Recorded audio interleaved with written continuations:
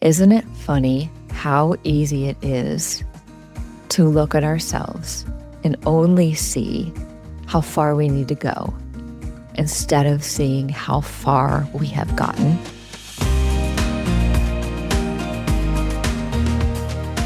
Welcome back, everyone. I have had such an amazing and emotional, really great week after launching this for the first time. And it's been an experience learning to look at myself and listen to myself on different platforms. And sometimes, to be honest, I don't even want to listen to myself because I think it is easy to become our worst critics. So I have to make sure when I am listening back to these things that I'm doing my own, clearing of my own negative energy to myself so that I can really be receptive to hearing my heart instead of hearing how I sound.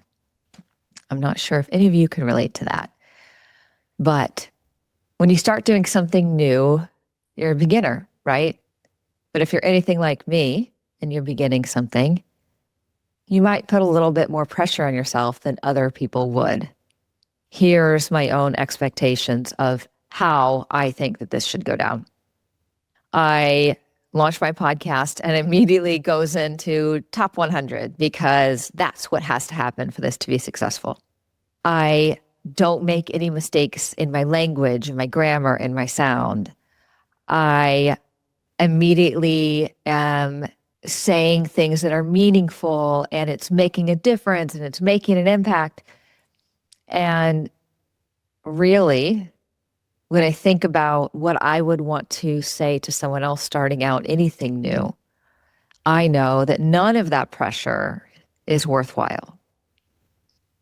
Now, is being able to take criticism or critiquing a good thing? Always. And we always need to be able to reflect and look back at ourselves. However, if you're a beginner in anything that you're doing right now, I'd really like to remind you that in the beginning, you're not going to be great. You might be, but probably not. But what you will be is growing. You will be learning. And if you keep doing it and you keep doing things that you really want to do that you might not be good at first, you're going to keep getting better and better. It's going to get easier. And the things that you once stumbled upon, you're not going to do that later on because you'll have learned from those moments. So I want to give you guys a for instance. When I became a hairstylist, that was, 16 years ago. It feels like, honestly, like 3 lifetimes ago. And when I became a hairstylist, I'll never forget that when I got into hair school, they were like, the national average for a hairstylist is $25,000. Wouldn't that be amazing to make $25,000? And I was thinking, what? Then why would I even go to hair school? Because if that's the biggest and best and that's a goal, then what is the point? Fast forward to a year and a half into doing hair, I brought in my first $100,000 in services. 18 months down the road, I was able finally to quit my second job that I had, and I was able to give myself a little bit more freedom. And remember, years, even up until that point, a year before that, I was still someone who was needing to use my food stamps because I couldn't afford to live without them. I was someone who, my husband, who was my boyfriend then at the time, we both had to have 2 jobs to get by. He was still in school. So in that beginning of that, even then, I remember thinking, I have to be great. I have no choice. So the pressure that I'm feeling now, I remember so many times in my life and in my career, and I'll tell you about more even now, even as a multi-salon owner, that the pressure that I put on myself is way more than anything or anyone could ever put on me. Even though that kind of pressure is never, never the kind that I would ever put on anyone else in my life, on my team, my kids, my husband. Isn't it funny how easy it is to look at ourselves and only see how far we need to go instead of seeing how far we have gotten? Even now, fast forward 16 years, I had one salon. It was a 12-chair salon, and my husband and I saved all of our money so that we could pay for it ourselves. And I was so proud of that. And I opened that and was just like, wore my heart on my sleeve. Like, if you told me I wasn't doing something right, oh my God, I was going to take that to heart and I was going to change it. The pressure that I put on myself for that salon to be great was like life or death. Like, if that wasn't successful, I am a failure, right? Like, not like this is a failure. Me as a person, as a human being, is a failure. And then I opened my second salon, and that one had 22 chairs in it. And I'm now in charge of 54 people instead of in charge of 20 people. And I still haven't learned that lesson yet, right? That kind of pressure is not helpful. That kind of pressure keeps us in a state of fear and panic, in the kind of place that keeps you in survival mode instead of letting you learn from your mistakes and grow in a kind and uplifting and helpful way. Instead, just running to hopefully not be a complete failure. It's just interesting that frame of mind stayed for so long that if I failed at anything, I was a failure. And by failing at anything, I even mean when people leave the salon. My first instinct always was, if someone leaves the salon, I am a failure and I never should have even opened a salon. What am I doing? Why am I running this business? I'm a fraud. I can't do this. That was, the first 5.5 years of me owning two businesses I opened that I made from scratch. I gave 50-something people a year a job, an ability to be safe in their environment. I made a name for our business, for my business in the community so quickly. And yet, if one little thing happened, if one person left, I took that as a personal failure. And now I want to give you guys a little bit of in the moment honesty of what has been happening in the last year. So I have these two businesses, and, on the outside, man, it looks like I have got it all. I have got it together. And I will say, because I have been doing so much inner healing work to be able to handle the ups and downs that come with running a business, especially one that is people-centered, where I have to take care of people and they are supposed to have reciprocity and take care of other people. And there's a back and forth. There is a give from each side, right? And if you're in a service business, there is a lot of energy and complaints and problems and things that you have to deal with. That's just a part of being a people-centered business owner. And in the last 1.5 years, I have lost 19 people to moving or going to suites. And the old me would have been terrified to tell you that, to tell anyone that, because that means 19 times I was a failure at life. 19 times, what am I doing? I shouldn't even be here. What I see that now as, and losing these people in this 1.5 years, in this last year, our company as a whole is down $2 million in service sales and in retail across the board, and around the nation, I mean, is down in general. It is tough for retailers right now, really tough. There were 2 times this year where I almost had to close a location. And let me tell you how I see this now. I am one of the most resilient people I have ever met. I have not had to cut anyone's wages. I have figured out how to change budgets around. I have learned to do a lot with a little, which I have done so many times before.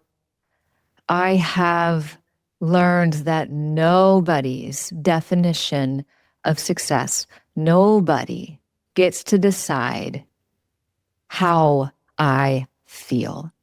And especially, nobody gets to decide how I feel about me. That's up to me.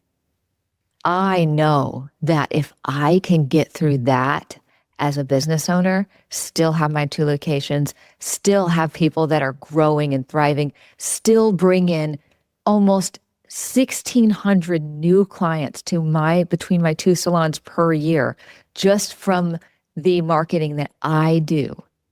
I have so much to be proud of. And it's one thing to be proud of yourself when things are going really good. It's one thing to be proud of yourself when business is thriving, the market is great. It's one thing to be proud of yourself when you're getting so much support online, you're getting so much support by your team. And it's another thing to be proud of yourself when you're actually in the hardest part of your business. So when you think about a time where maybe today, maybe last week or another time where you have looked at your life and decided, this makes me a failure. Why? Why does that make you a failure?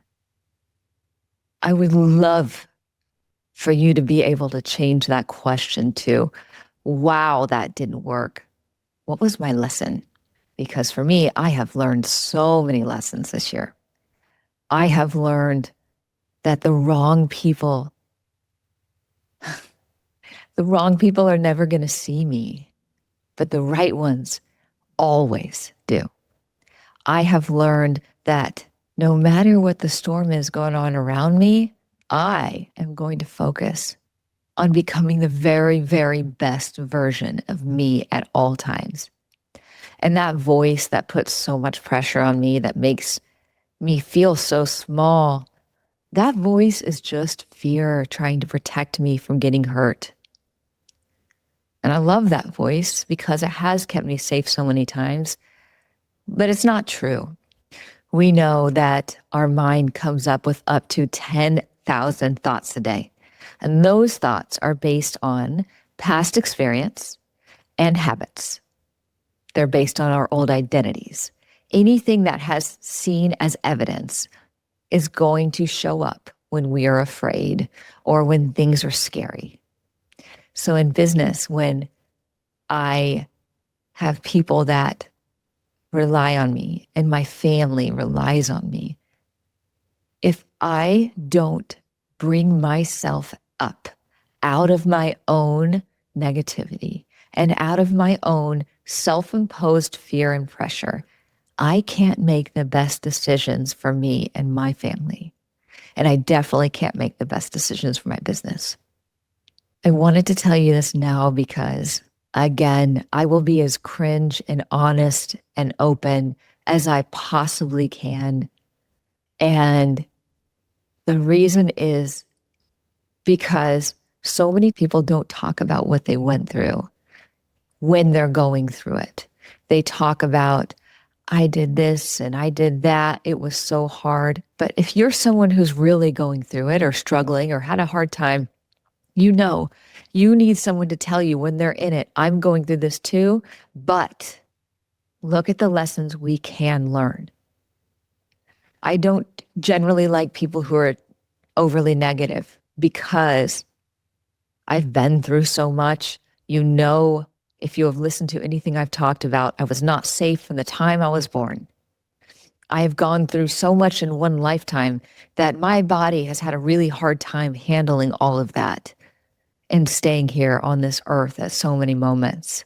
But the person I have become by choosing to see every obstacle as an opportunity and choosing to let all of the negative shit go that tries to attach itself to me, choosing to not pass on anything that hurt me, that is something that I am going to be proud of for the rest of my life.